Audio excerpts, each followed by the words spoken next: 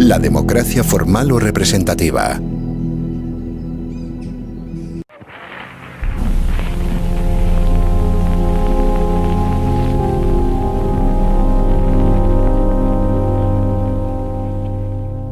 La historia y los grandes pensadores de la política han demostrado ya suficientemente cómo este término tan manido, tan presente en las conversaciones sobre las circunstancias políticas, únicamente puede considerarse y estudiarse de dos maneras: mediante su observación social y material, o bien según una aproximación exclusivamente política y formal.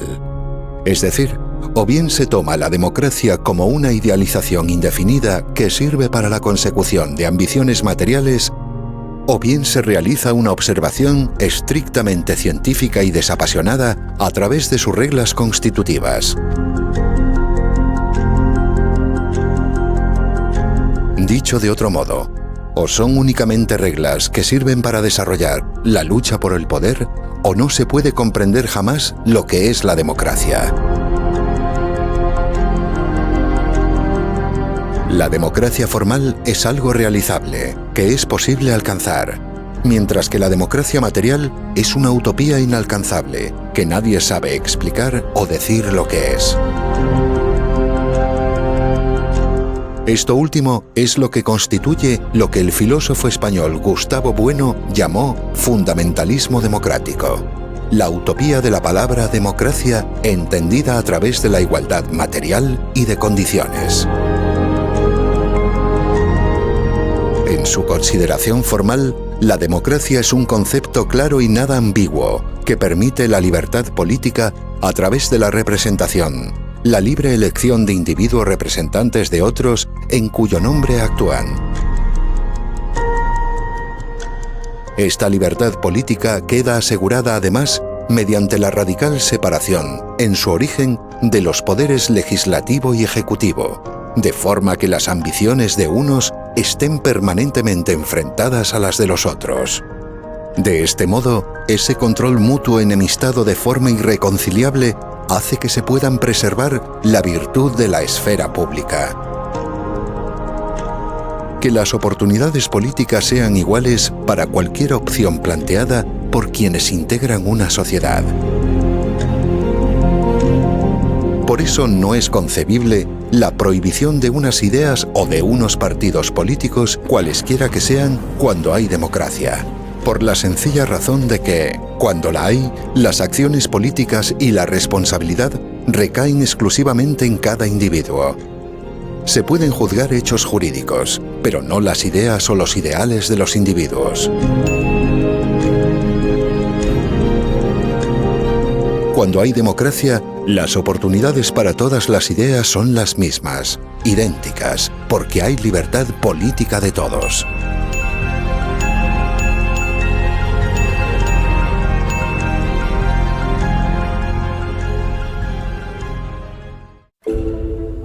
La distinción de la democracia, entendida únicamente como sistema reglado y normativo para constituir el poder, es algo que, en la historia, ya se encuentra expresado con anterioridad. Han sido varios los grandes pensadores, aunque con un análisis insuficiente y el desconocimiento del fundamento de la libertad política colectiva, los que iniciaron la distinción entre la democracia formal y la democracia social. Filósofos como el profesor abulense de Harvard, Jorge Santayana, o Norberto Bobbio, jurista y filósofo italiano. Este último, sin embargo, a pesar de sus acertadas consideraciones jurídicas, finalmente apoyó la dictadura fascista en Italia.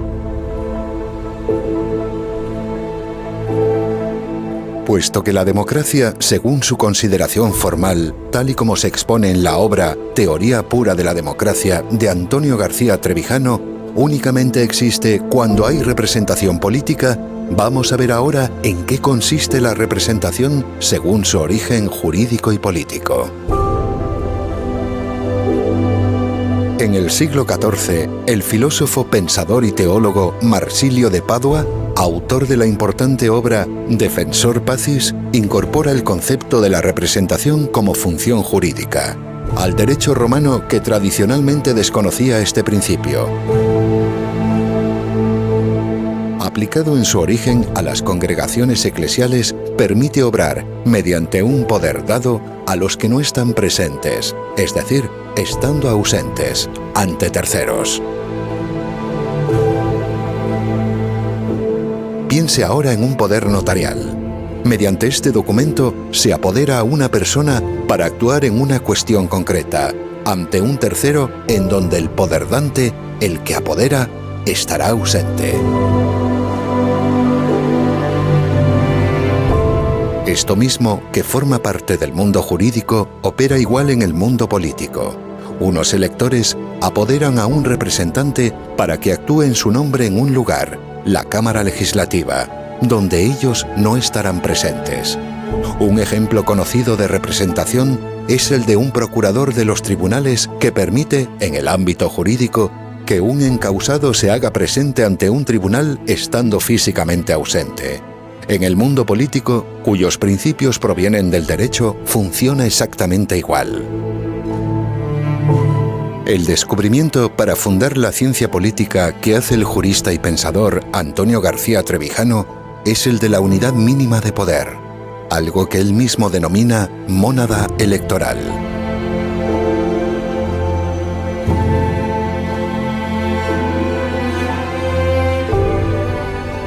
Se traduce en la práctica como el pequeño distrito donde sus habitantes eligen a su representante de entre sus convecinos. Esta relación contractual entre el representante elegido y las personas representadas de ese distrito la mantiene la fuerza, coactiva e imperactiva, de la mayoría absoluta que lo elige. Si tomamos una pequeña comunidad vecinal de aproximadamente 100.000 habitantes, podremos comprender fácilmente que en ella podrán existir diversos candidatos en competencia.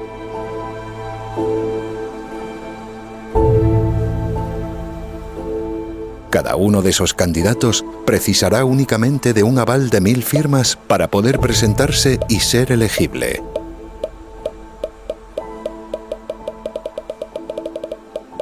Y una vez presentadas esas candidaturas, y durante un breve periodo electoral, cada uno de ellos podrá exponer públicamente sus propuestas, ofrecidas gratuitamente a través de los medios de comunicación locales y los diversos espacios públicos con los que se cuente.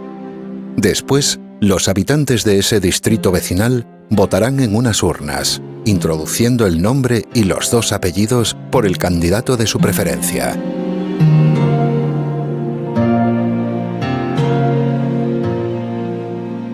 Si en una primera votación ninguno de ellos alcanzase la mayoría absoluta, se realizará una segunda vuelta entre los 2 más votados, para que, finalmente, uno de ellos sea el elegido para representar a todo el distrito en la Cámara Nacional.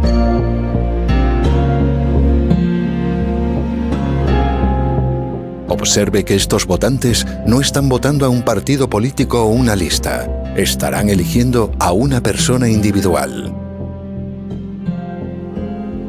Este representante electo se convierte así en el diputado que tomará parte en la acción legislativa de un parlamento donde se discutirán y aprobarán las leyes que alcancen el apoyo mayoritario. Puesto que cada diputado se debe únicamente a los representados de su distrito y no a un jefe de partido o jerarquía superior, será difícil aprobar cualquier ley, y eso será muy bueno, puesto que únicamente aquellas que respondan a un interés mayoritario adquirirán la fuerza suficiente como para ser promulgadas.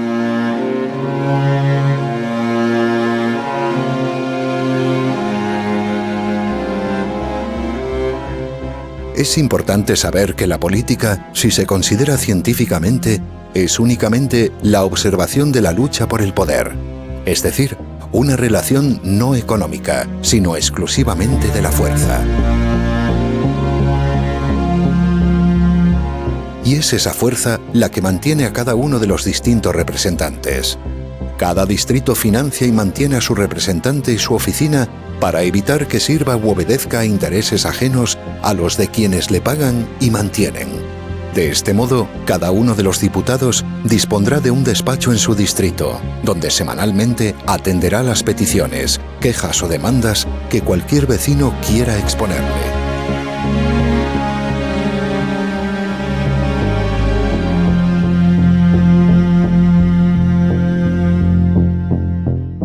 No es un diputado de partido estatal, sino un representante de una pequeña comunidad vecinal.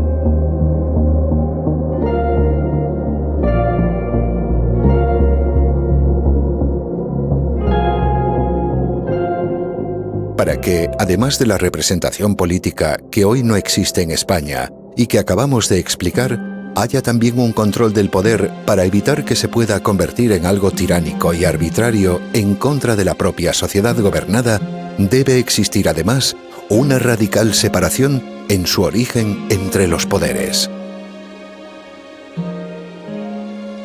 Esto se consigue mediante una elección separada en elecciones distintas. Unas para el poder legislativo, que corresponde a la nación a través de los representantes de los distritos, y otras para el poder ejecutivo del gobierno, que corresponde al Estado.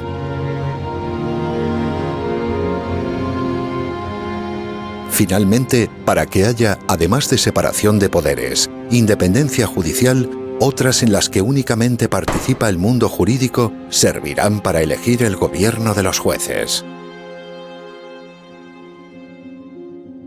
Para elegir al presidente del gobierno, que será quien tenga bajo su mando a todas las fuerzas armadas y de orden público, así como todo el aparato de la administración del Estado, se procede exactamente del mismo modo que para elegir a cualquier diputado, con la única diferencia de que se hará en un distrito nacional único y en el que, por mayoría absoluta y a doble vuelta si fuese necesario, será determinado.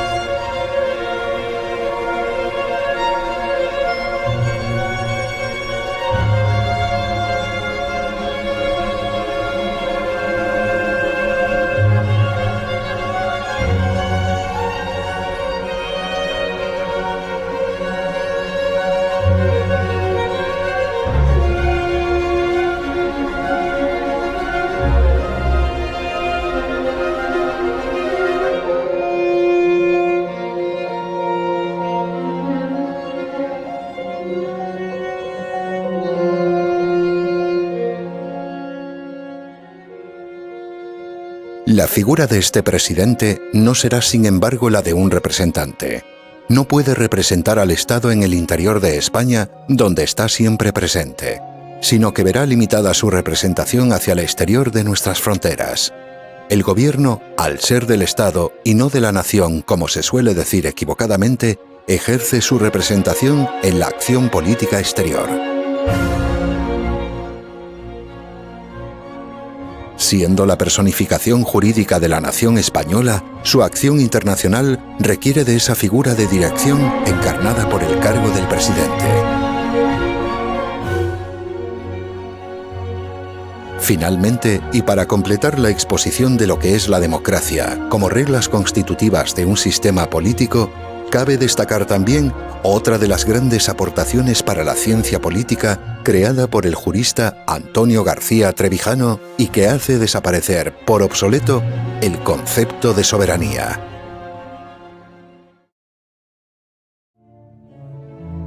Si tras la desaparición de la figura del monarca absoluto en la historia ya ha sido imposible de comprender la idea de la soberanía, es en la publicación de la obra Teoría pura de la República donde definitivamente se destierra toda confusión a través de su eliminación.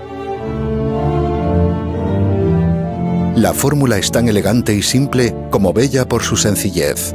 Basta que cualquiera de los dos poderes políticos quiera disolver al otro para que lo haga, a condición únicamente de que al hacerlo se disuelva también él mismo.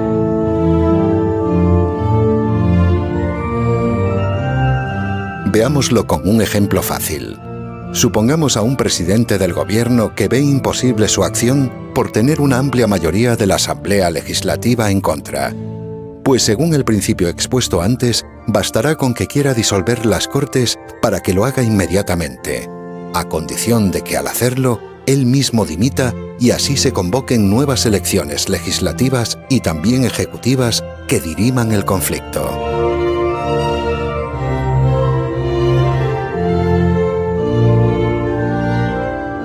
¿Qué sucede si es al contrario? Si una mayoría de diputados quiere destituir al presidente por cualquier motivo. Pues exactamente lo mismo. Podrán hacerlo en cualquier momento, siempre que después sean convocadas nuevas elecciones legislativas y presidenciales.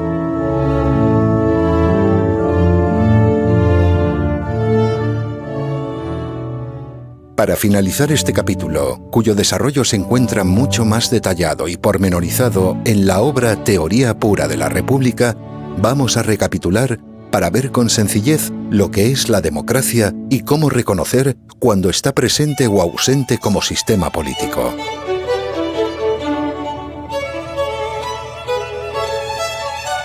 Debe existir representación del elector, es decir, la elección libre, uninominal y directa de cada uno de los representantes en pequeños distritos, cuyo mandato es imperativo y irrevocable por los propios electores.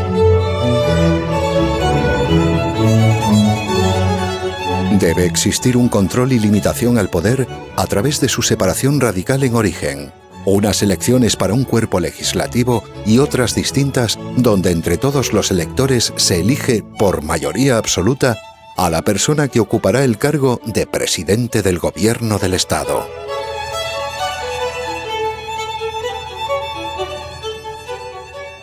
Debe haber también independencia judicial para que esa facultad de juzgar, propia de los jueces y los magistrados, se vea libre de injerencias de los dos poderes políticos. Esto es posible mediante la eliminación del Ministerio de Justicia con un órgano de gobierno independiente en su presupuesto y contando con una policía judicial propia y subordinada únicamente a ese cuerpo jurisdiccional. El presidente de ese órgano de la justicia con unidad jurisdiccional es elegido por todos los que lo integran, es decir, abogados, procuradores, jueces, magistrados, secretarios judiciales, catedráticos de derecho, etc.